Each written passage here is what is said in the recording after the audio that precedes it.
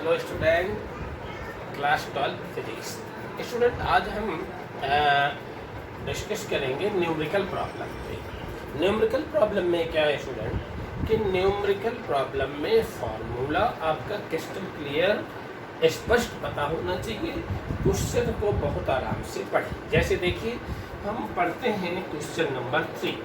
Question number 3 में student पढ़ते हैं तो ये क्या है कि ये कह रहा है a long straight wire in the horizontal plane carries a current of 50 ampere in north to south direction. Find the magnitude of field at a point of 2.5 metre east of the wire.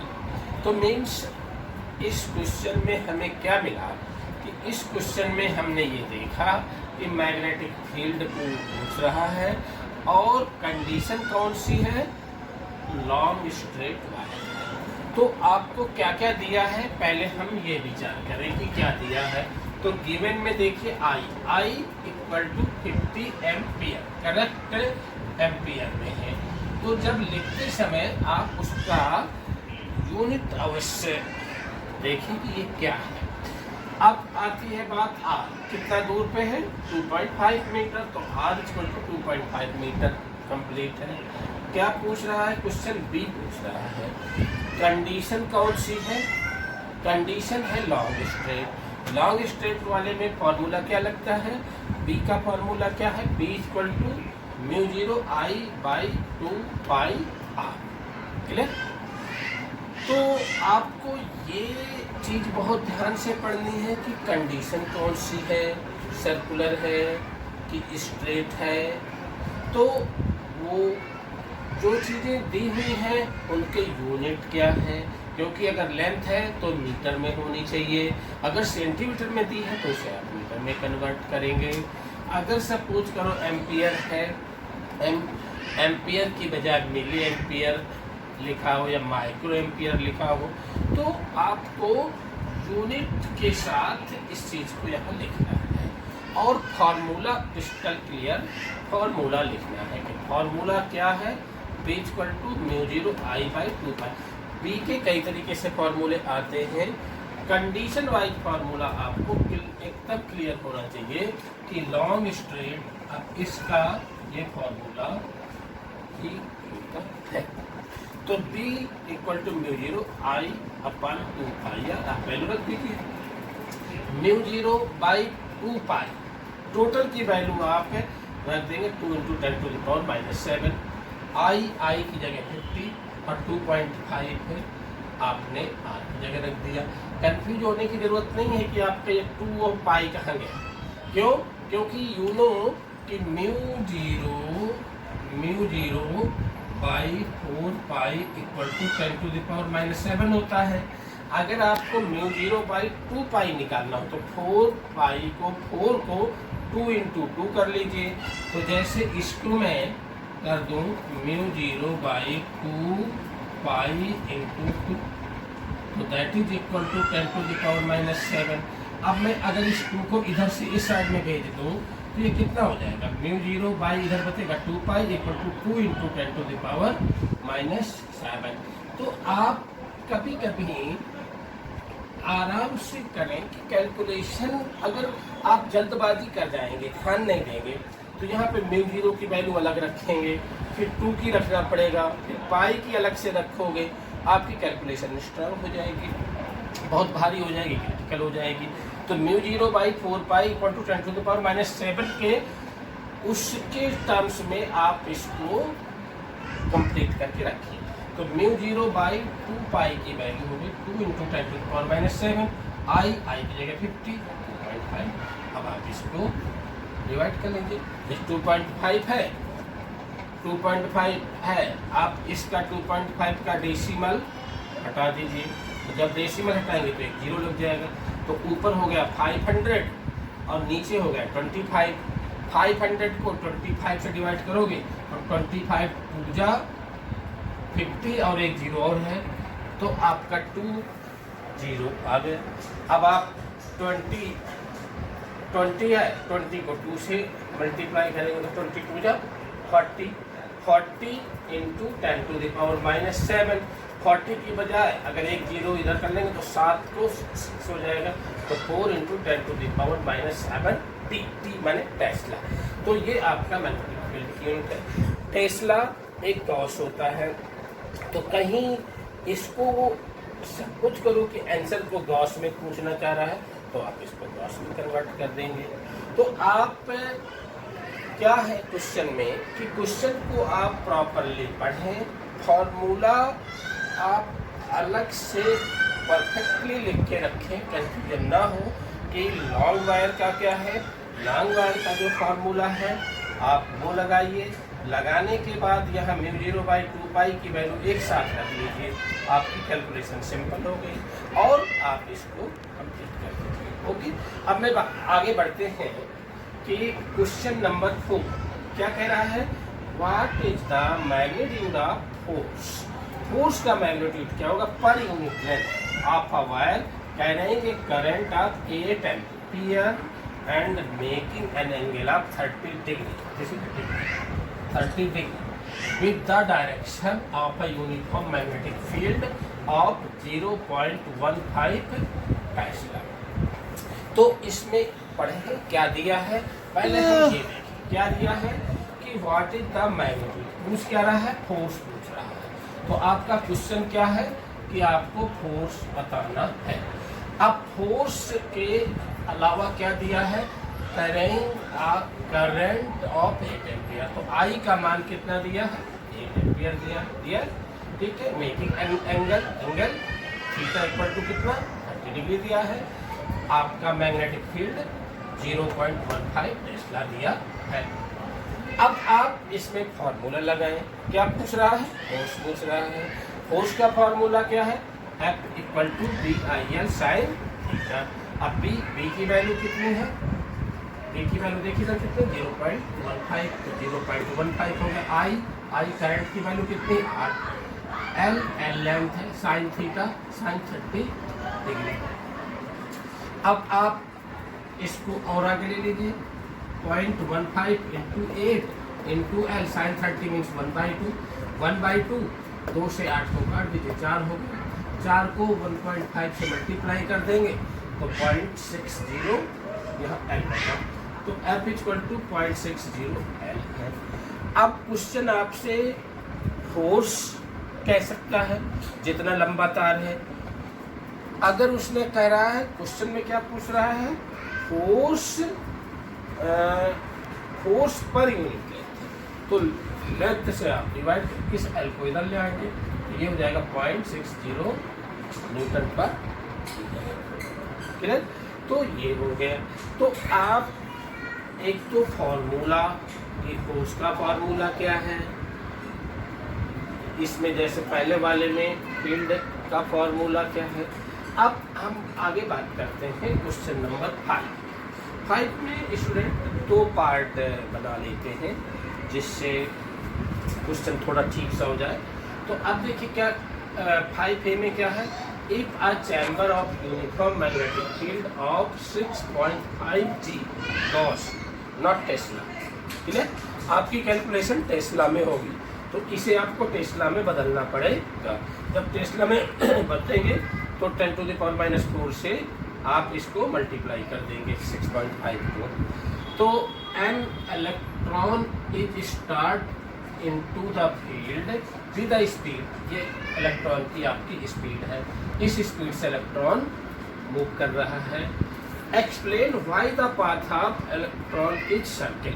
पहले ये पूछ रहा है कि ये बताओ कि electron जो रोटेट घूमेगा तो वो सर्कल में क्यों घूमेगा। अगर किसी चीज़ को आपने वेलोसिटी दे दी तो वो सीधा सीधा भी जा सकता है, तो वो कह रहा है कि वो सर्किल में क्यों घूमेगा। सर्किल में क्यों घूमेगा, एक तो ये पूछ रहा है, और अगर सर्किल में घूमेगा तो उसकी रेडियस क्या है।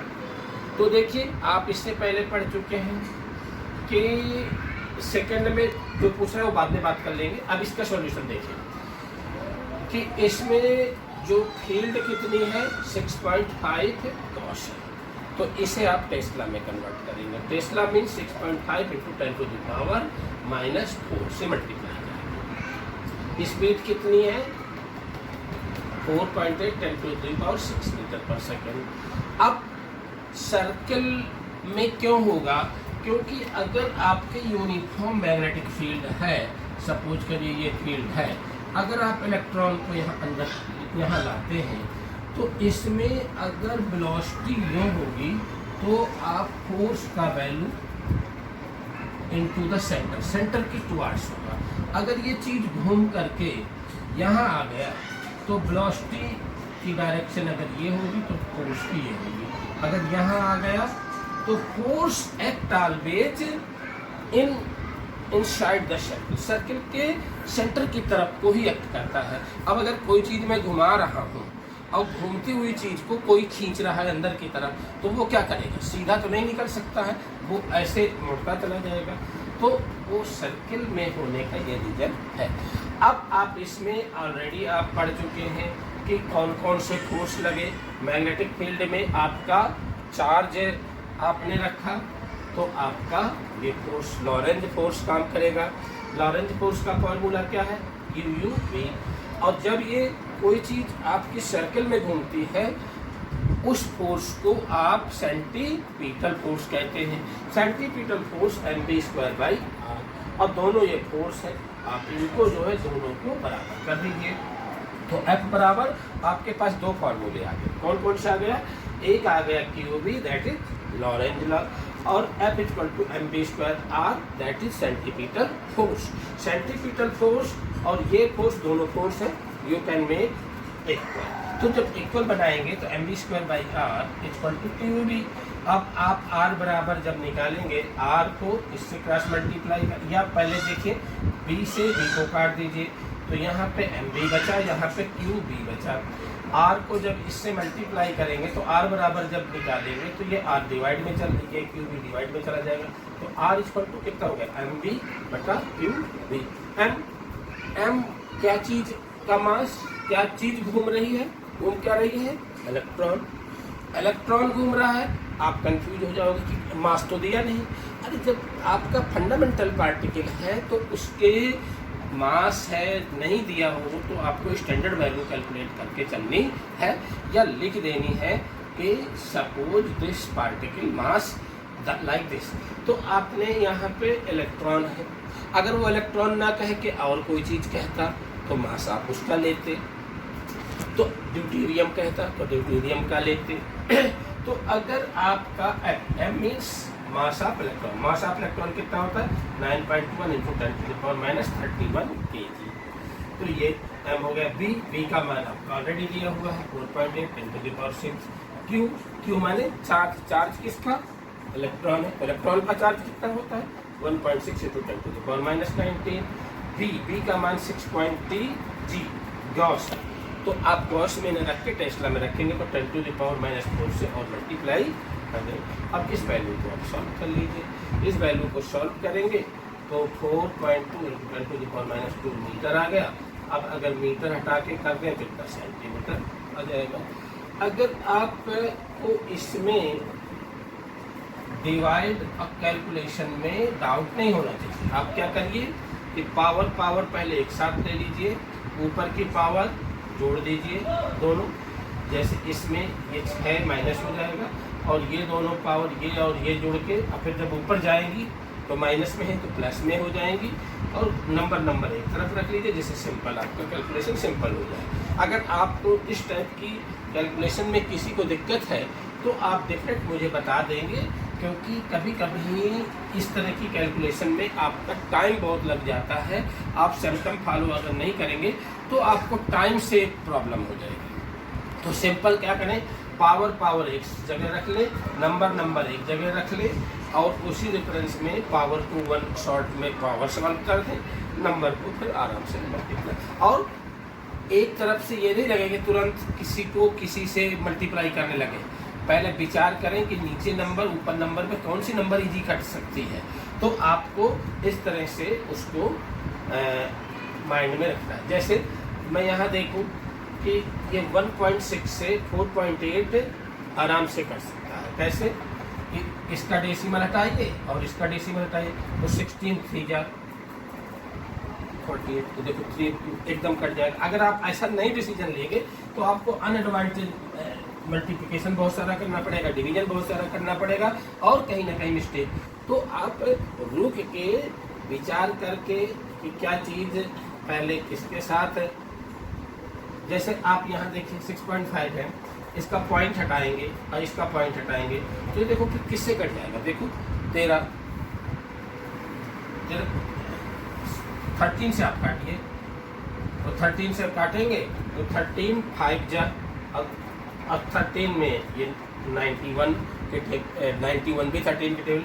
तो इस तरह से मल्टीप्लिकेशन डिवीजन करते समय पहले ग्रुप क्रिएट कर दीजिए कि किसको किसके साथ करेंगे, क्योंकि सम में जो दिया होता है वो अमूमन इसी तरह दिया होता है कि वो इस तरह से काफ़ी अच्छी तरह से सॉल्व हो जाता है। अगर आप गलती करेंगे कि ऊपर का सम लेके मल्टीप्लाई करना चालू कर दिया, नीचे का डिवाइड करना मल्टीप्लाई करना चालू, फिर डिवीजन किया, तो आपका ये इसमें टाइम निकल सकता है। अब तो क्वेश्चन 5 में क्या पूछ रहा था कि वो सर्कल पाथ क्यों लेगा, उसका आंसर आपको क्लियर हुआ कि force act always towards the centre, चाहे यहाँ हो चाहे यहाँ हो। यहाँ जब सेंटर की तरफ फोर्स लगेगा तो वो घूमने वाली चीज़ ऑटोमेटिकली अपने सर्किल पाथ को एक्सेप्ट करेगी, और जब सर्किल पाथ को एक्सेप्ट करेगी तो centripetal force, that is known centripetal force. Centripetal force की डेफिनेशन में क्या यही तो है, तो आपका ये। अब दूसरा जो क्वेश्चन नंबर 2 है, सेकंड है कि in the above question find the frequency, कि फ्रीक्वेंसी निकालो और क्या करो, एक्सप्लेन करो कि फ्रीक्वेंसी डिपेंड करती है स्पीड ऑफ इलेक्ट्रॉन या नहीं। तो देखिए इसके लिए मैं ऊपर वाला ये मिटा देता हूँ। 5b को अब आप सॉल्व करते हैं। 5b answer 5b, answer 5b। तो देखिए क्या क्या पूछ रहा है, फ्रीक्वेंसी पूछ रहा है। अब आप माइंड में लगाइए कि फ्रीक्वेंसी का क्या फार्मूला हो सकता है। तो फ्रीक्वेंसी से पहले आप इसका टाइम पीरियड का फार्मूला सोचो। टाइम पीरियड क्या होता है, सर्कल में कितनी सरकमफेरेंस होती है, 2πr, तो t इक्वल टू हो जाएगा 2πr बाई t, ठीक है। अब r की वैल्यू रख दीजिए, r की वैल्यू आपकी जो कैलकुलेशन में आई है सीधा उठा के चाहे उसे रख दीजिए, चाहे r का ये फार्मूले का मान रख दीजिए। सिंपल, आपके ऊपर डिपेंड करता है। सपोज करो कि आपका पहला क्वेश्चन नहीं सॉल्व हुआ तो ये कैलकुलेटेड वैल्यू नहीं निकलेगी, तो आपको इसी तरह लिखना पड़ेगा। आपको स्मार्टनेस दिखानी है तो सीधा r की जो वैल्यू आपकी दी है आप उसे रख सकते हैं। तो जैसे देखिए, तो ये मैं r बराबर ये रख देता हूँ, तो r बराबर रखा तो 2πr, r की जगह कितना mv अपान qb, ठीक है, और m अपान qb। अब देखिए 2πm अपान qb। तो अब आप जो है 2πm अपान qb, ये किसकी वैल्यू आ गई, t की आ गई। टाइम पीरियड और फ्रीक्वेंसी में क्या रिलेशन होता है, t इक्वल टू 1/n, तो n t equal to 1/n frequency. तो मीन्स n बराबर जब आप निकलेंगे तो इसका उल्टा, t का उल्टा मीन्स नीचे वाली चीज ऊपर रख दीजिए, qb अपान 2π। अब आप ये क्यू मान इलेक्ट्रॉन का चार्ज, इलेक्ट्रॉन है तो क्यू का मान 1.6 10⁻⁹ बी कितनी है, इसमें बी है 6.5g, तो 6.5g को टेस्ला में बदलेंगे तो 6.5 इंटू 10⁻⁴ अपान 2π मतलब 3.14, m का मान 9.1 10⁻30। आप इसको सॉल्व कर लीजिए। जब आप इसको सॉल्व कर लेंगे तो इसमें फ्रीक्वेंसी का मान निकल आएगा। अब क्वेश्चन में पूछ रहा है कि फ्रीक्वेंसी में वेलोसिटी का रिलेशन है क्या, अगर इलेक्ट्रॉन की वेलोसिटी कम ज़्यादा हो रही है तो फ्रीक्वेंसी में क्या अंतर पड़ेगा।